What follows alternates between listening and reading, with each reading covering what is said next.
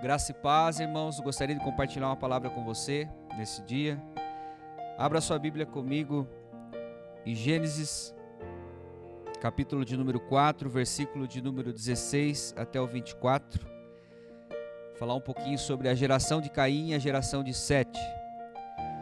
Versículo 16 de Gênesis, capítulo 4, diz assim: E Caim saiu da presença do Senhor e habitou na terra de Nod, no leste do Éden. E Caim conheceu sua mulher, e ela concebeu e teve Enoque. E ele edificou uma cidade e chamou o nome da cidade de Enoque, conforme o nome do seu filho. E Enoque nasceu Irade, e Irade gerou Mejuael, e Mejuael gerou Metusael, e Metusael gerou Lameque. E Lameque tomou para si duas esposas. O nome de uma era Ada, e o nome de outra era Zilá. E Ada teve Jabal.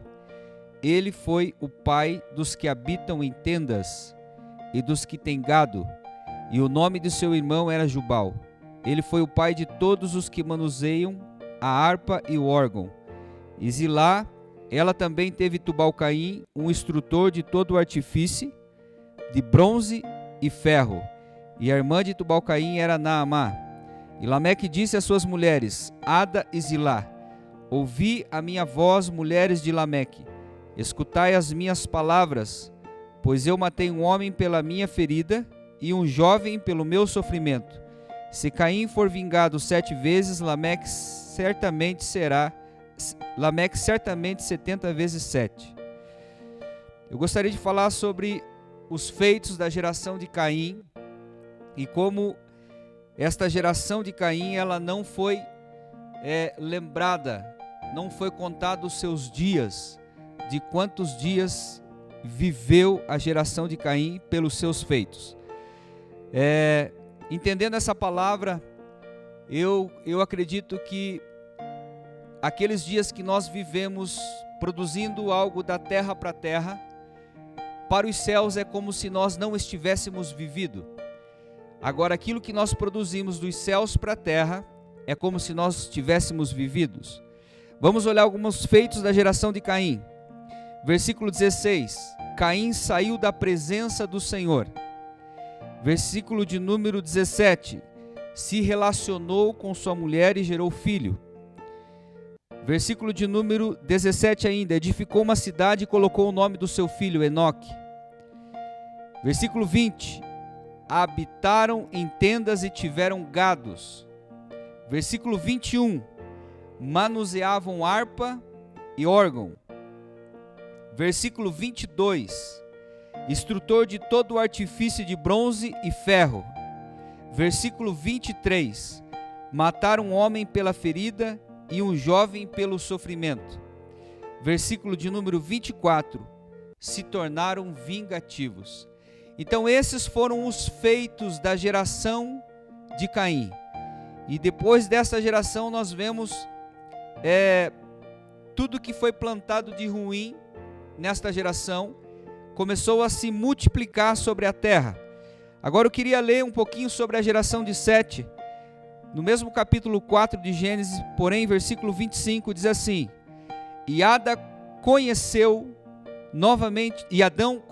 novamente a sua mulher, e ela teve um filho, e chamou o seu nome Sete, porque Deus, ela disse, me designou outra semente no lugar de Abel, a quem Caim matou. E a Sete também nasceu um filho, e ele chamou o seu nome Enos. Então os homens começaram a invocar o nome do Senhor. Então, a partir da geração de Sete, passa-se a invocar o nome do Senhor.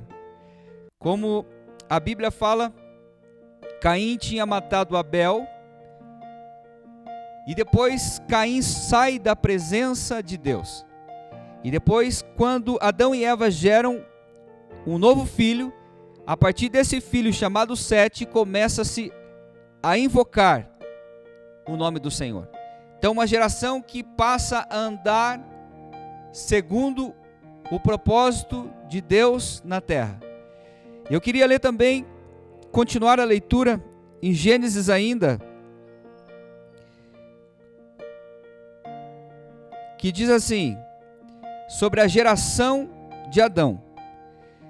No dia em que Deus criou o homem, à semelhança de Deus, ele o fez. 2, versículo 2, fala assim, macho e fêmea, ele os criou. Os abençoou e chamou seu nome Adão, no dia em que eles foram criados. E Adão viveu 130 anos, e gerou um filho à sua própria semelhança, segundo a sua imagem, e chamou o seu nome Sete. E os dias de Adão, depois de ter gerado Sete, foram 800 anos, e gerou filhos e filhas. E todos os dias que Adão viveu foram 930 anos, e morreu. E Sete viveu 105 anos, e gerou Enos. E Sete viveu depois que gerou Enos 807 anos, e gerou filhos e filhas. E todos os dias de Sete foram 912 anos, e morreu. E Enos viveu 900 anos e gerou Cainã. E Enos viveu depois que gerou Cainã 815 anos, e gerou filhos e filhas. E todos os dias de Enos foram 905 anos e morreu. E assim por diante, nós vamos vendo a geração de Adão. 2 fatos importantes que me chamou a atenção nesta passagem, que fala que depois de Adão, fala do filho que ele gerou à sua própria imagem. Qual é o filho? Sete. Mas Adão, ele tinha 2 filhos. Ele tinha Caim e ele tinha Abel. Abel tinha morrido, ou não deixou uma descendência. Caim saiu da presença de Deus. O que eu entendo com isso, irmãos? Que ele não está na genealogia de Adão, porque Caim saiu do propósito de Deus. E se Caim saiu do propósito de Deus, então Deus estabelece, ou seja, ele gera um outro filho, chamado Sete, que passa a caminhar no propósito de Deus. E nós percebemos também nessa passagem que a geração de Sete, os dias da geração de Sete passam a ser contados. Veja que nessa passagem diz assim, que os dias de Adão foram 800 anos, gerou filhos e filhas. E todos os dias que Adão viveu foram 930 anos e morreu. E Sete viveu 105 anos e gerou Enos. E Sete viveu depois que gerou Enos 807 anos e gerou filhos e filhas. Então veja que os dias da geração de Sete passa a ser contado. Agora, se a gente fazer um paralelo com a geração de Caim, a geração de Caim, os dias que eles viveram, não foram contados. Porém, eles fizeram alguns feitos importantes. Como nós lemos aqui, alguns que eram ruins, mas outros que fazem parte da vida. Por exemplo, ele edificou uma cidade, eles habitaram em tenda, eles manuseavam harpa e órgão. Isso é coisa da terra, coisa de trabalho. Mas porém o que eles fizeram foi coisas da terra para a terra. E agora a geração de Sete, quando ela passa a invocar o nome do Senhor, ela passa a cumprir um propósito do Senhor na terra. E olha que interessante, irmãos, na geração de Adão não estava Caim na genealogia de Adão. O que faz nós entender, irmãos, que aquilo que nós geramos da terra para a terra é como se contasse os dias, como se não contasse os dias que nós tivéssemos vivido. Então aquilo que eu produzo da terra para a terra é como se eu não estivesse vivido. Eu só passo a viver quando eu entendo o meu propósito e eu passo a responder à voz de Deus. Ou seja, eu passo a produzir as coisas do céu na terra. Aí passa-se a contar os dias que eu estou vivendo realmente em Deus, cumprindo o seu propósito, cumprindo o seu chamado, cumprindo para aquilo que Ele me designou. Algo que nós precisamos entender, que não basta também somente nós invocar o nome do Senhor, mas também nós temos que ser guardadores da presença dEle. Guarde essa palavra. Não basta somente nós invocarmos o nome do Senhor, nós precisamos ser guardadores da sua presença. É isso que nós precisamos nesses dias, guardar a presença dEle, não ser um vaso rachado, um recipiente rachado, que algo que é colocado dentro se esvanece, vai, sai. Nós precisamos guardar a presença dEle. Nós somos portadores da presença de Deus. Aonde nós caminhamos, aonde nós andamos, aonde nós colocamos a planta dos pés, nós somos portadores da presença de Deus. Você aí na sua casa, você é um portador. Você carrega a presença dEle dentro de você. Mas, talvez por algumas circunstâncias, talvez por alguns momentos de fraqueza, de frieza espiritual, talvez isso não soe como algo verdadeiro dentro de você. Mas eu estou aqui para dizer que você é um portador da presença. Você carrega a presença dEle dentro de você. Ele escolheu morar dentro de você. Ele escolheu você para habitar dentro de você. Então, preste atenção, irmãos, que não basta somente nós invocar o nome dEle, mas guardar, ser guardadores, portadores da presença dEle. Eu quero ler algo interessante que fala de um homem chamado Jonathan Edwards. Nós vamos ler um pouquinho. É um artigo que eu li já há algum tempo, que fala sobre a vida de Jonathan Edwards e de Max Jukes. Diz assim: Jonathan Edwards foi um pastor puritano, usado no primeiro grande despertamento. Pregou o sermão que ficou mundialmente conhecido como Pecadores na Mão de um Deus Irado. Como pregador foi insuperável, e como pastor tornou-se um ícone para as futuras gerações. Os historiadores modernos dizem que Edwards tinha luz na mente e fogo no coração. Conjugava unção e sabedoria. Contudo, em nenhuma área Edwards foi mais bem-sucedido do que seu papel como pai. Edwards e sua esposa Sarah tiveram 11 filhos. Apesar de um horário de trabalho rigoroso, que incluía acordar às 4:30 da manhã, ler e escrever em sua biblioteca, viagens intensas e reuniões administrativas infinitas, ele fazia questão de dedicar muito do seu tempo aos seus filhos. Apesar da sua vida agitada, Edwards se comprometeu a passar pelo menos 1 hora por dia com eles, principalmente lhe ensinando princípios cristãos. E se ele perdesse um dia, porque estava viajando, acumularia estas horas e passaria com os filhos quando voltasse. Recentemente, o estudante Benjamin Warfield, de Princeton, encontrou, depois de muitas pesquisas, 1.394 descendentes conhecidos de Edwards. Olha que interessante. O legado, a geração de Edwards produziu. E nesta pesquisa podemos constatar o maravilhoso legado de Edwards. Deixou seus descendentes através de sua vida cristã. Dos 1.394 descendentes de Edwards, 3 se tornaram presidentes de universidades, 3 senadores dos Estados Unidos, 30 juízes, 100 advogados, 60 médicos, 65 professores de universidades, 75 oficiais do Exército e Marinha, 100 pregadores e missionários, 60 escritores de destaque, um vice-presidente dos Estados Unidos, 80 altos funcionários públicos, 250 formados em universidade, entre eles governadores de estados e diplomatas enviados a outros países. Os descendentes de Jonathan Edwards não custaram ao estado $1.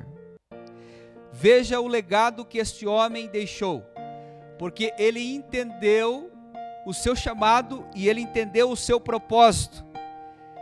Veja, não custando nem $1 aos cofres públicos daquela época, porque ele entendeu o seu chamado, o tempo que ele gastava com seus filhos.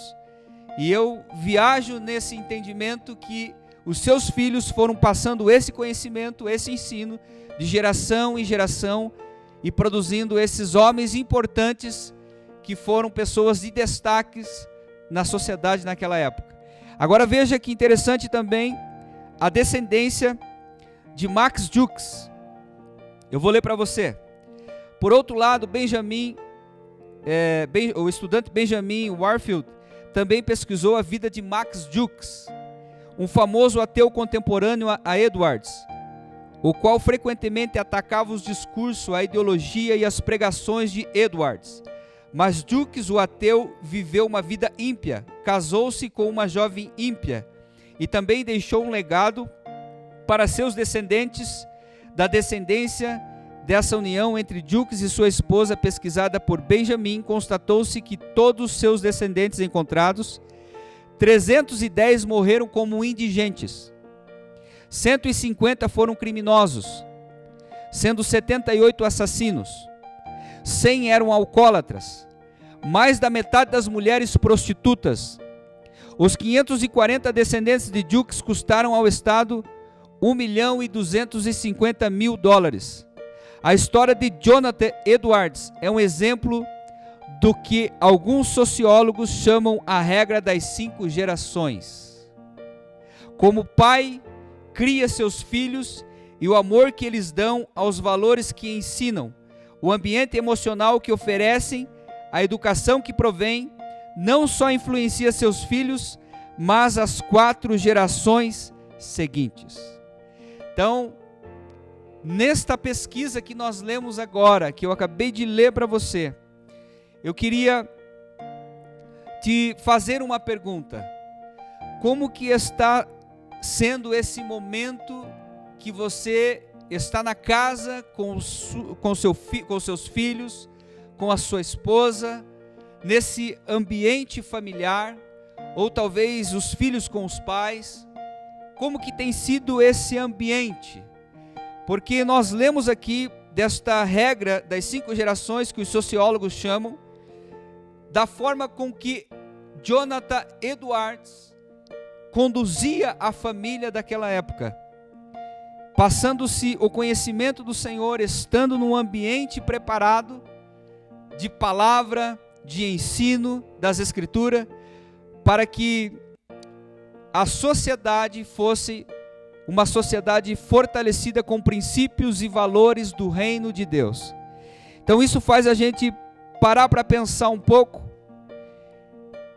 e olhar para dentro de nós, como nós estamos conduzindo a nossa família nesses dias, quanto tempo nós temos gastado com os nossos filhos, quanto tempo nós temos gastado com a nossa casa, ensinando esses princípios.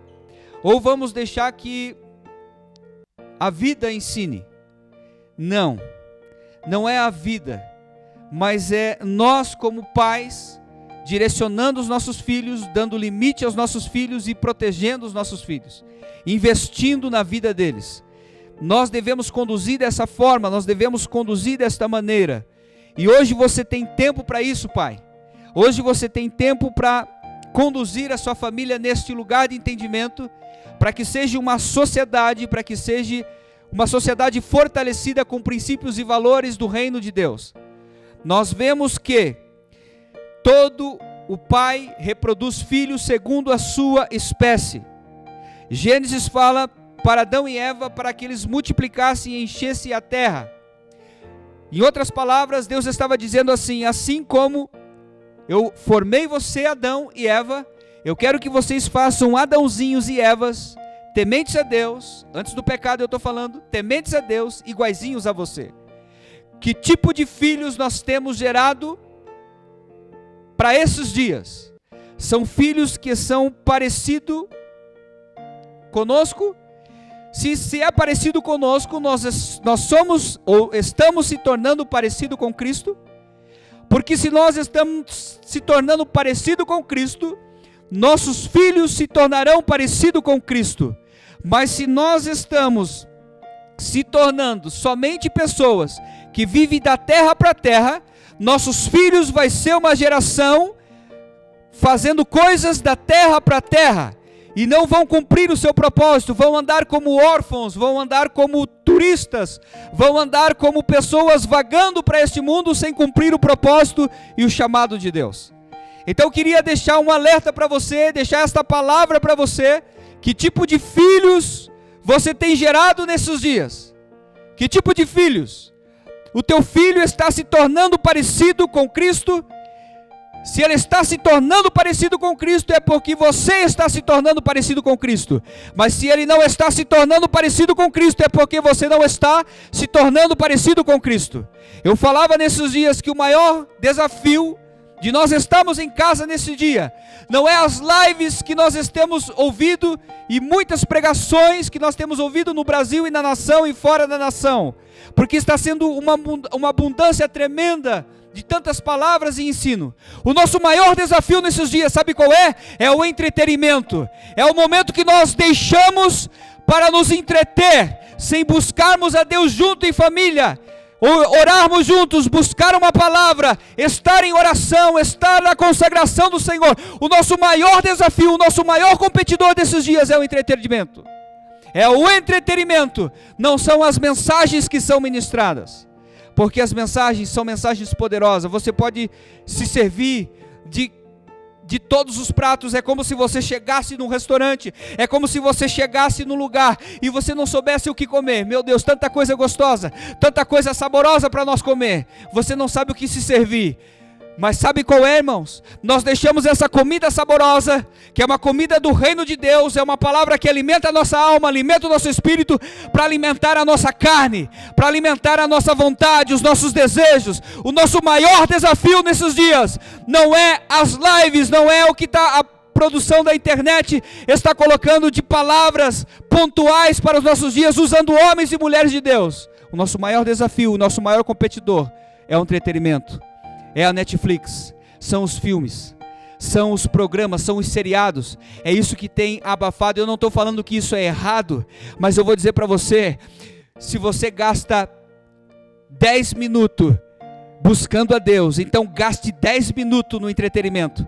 Mas se você gasta 5 horas buscando a Deus, aí você pode dizer, agora eu posso gastar um pouquinho de 5 horas no entretenimento também. Equilibre as coisas, deixe as coisas equilibradas, porque a maneira com que você se alimenta é a maneira com que você está se tornando. Se você está se alimentando só de entretenimento, é o que você está se tornando.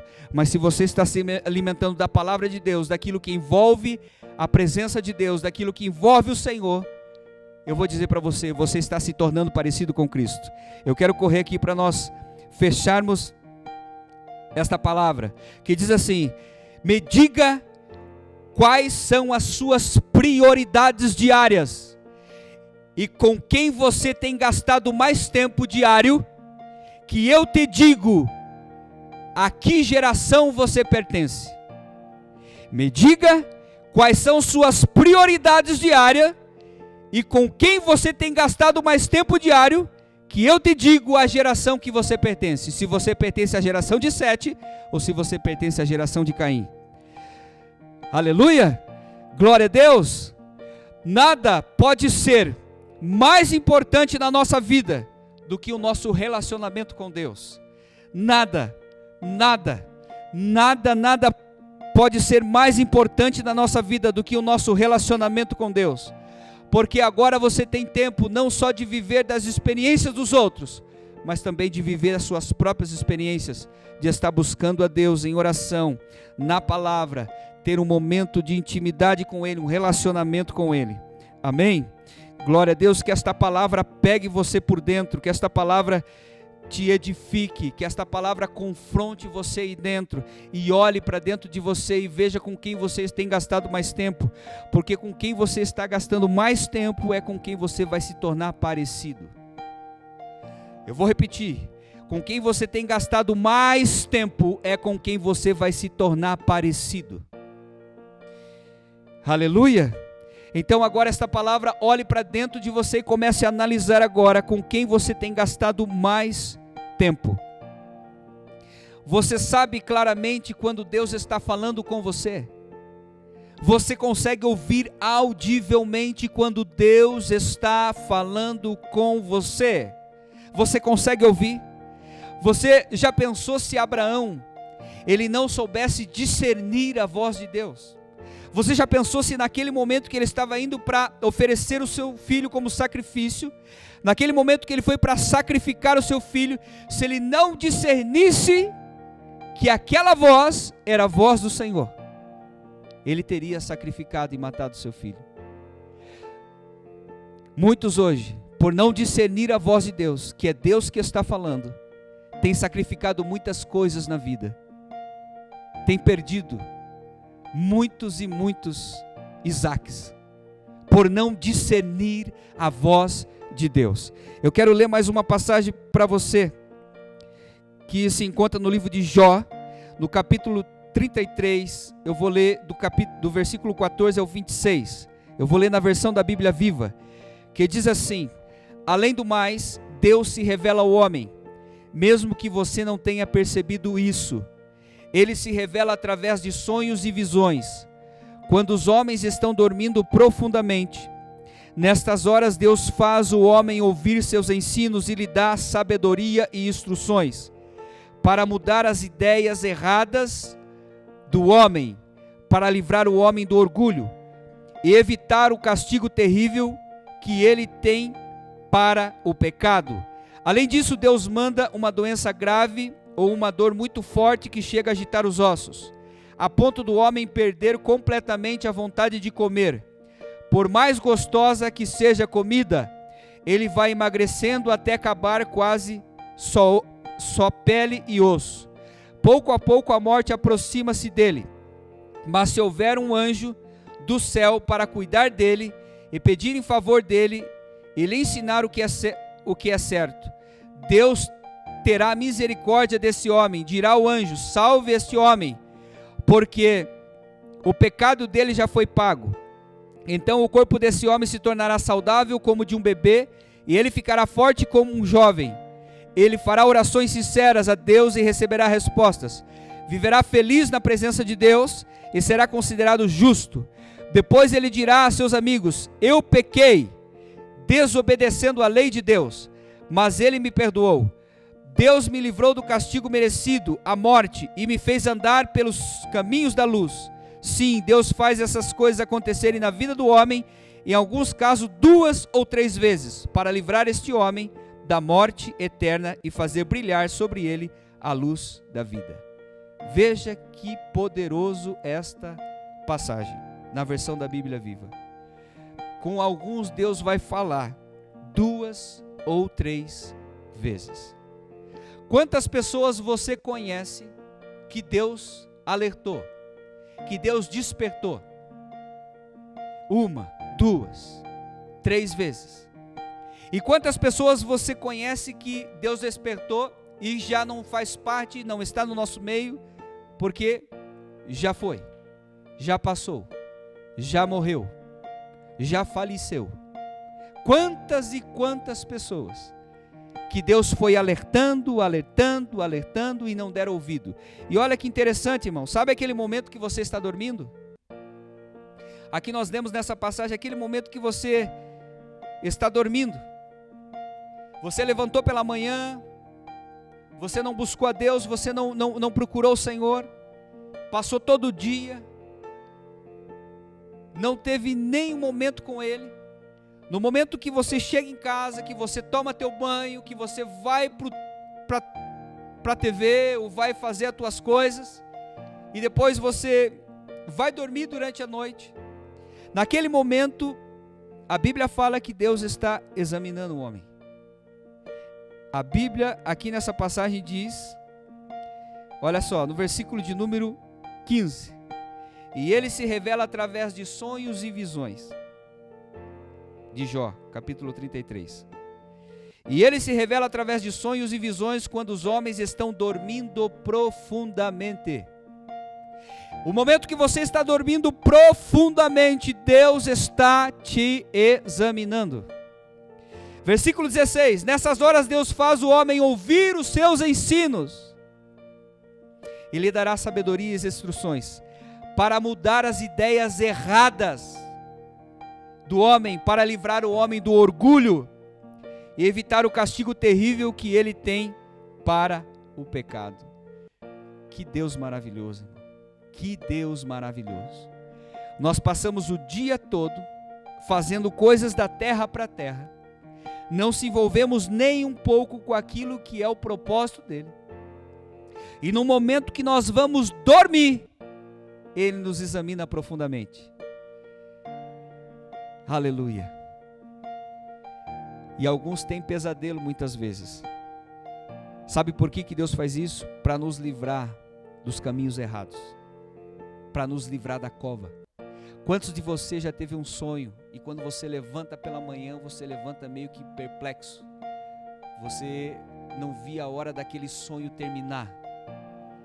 E quando você acorda, você diz: meu Deus, aleluia, foi só um sonho. Deixa eu dizer para você, foi Deus te alertando você, examinando você, para te livrar você das coisas erradas e da cova. Então ouça essa palavra, guarde no seu coração. Quero ler mais um versículo, Salmo 39, versículo 4, e já vamos encerrar. Mostra-me, Senhor, o fim, Salmo 34, versículo 4, mostra-me, Senhor, o fim da minha vida e o número dos meus dias, para que eu saiba quão frágil sou. Deste os meus dias o comprimento de um palmo, a duração da minha vida é nada diante de ti. De fato o homem não passa de um sopro, sim, cada um vai e volta como a sombra, e em vão se agita, amontoando riquezas, sem saber quem ficará com ela. A nossa vida, olha o que o salmista está dizendo, irmão. A nossa vida tem o comprimento de um palmo. De um palmo. Eu queria que você parasse e pensasse agora com o que você está gastando a tua vida. Com quem você tem passado mais tempo. Aonde que está o seu maior investimento nesses dias? A tua vida é como se fosse um palmo, o que o salmista está dizendo. Algumas passagens diz também que é como se fosse uma sombra.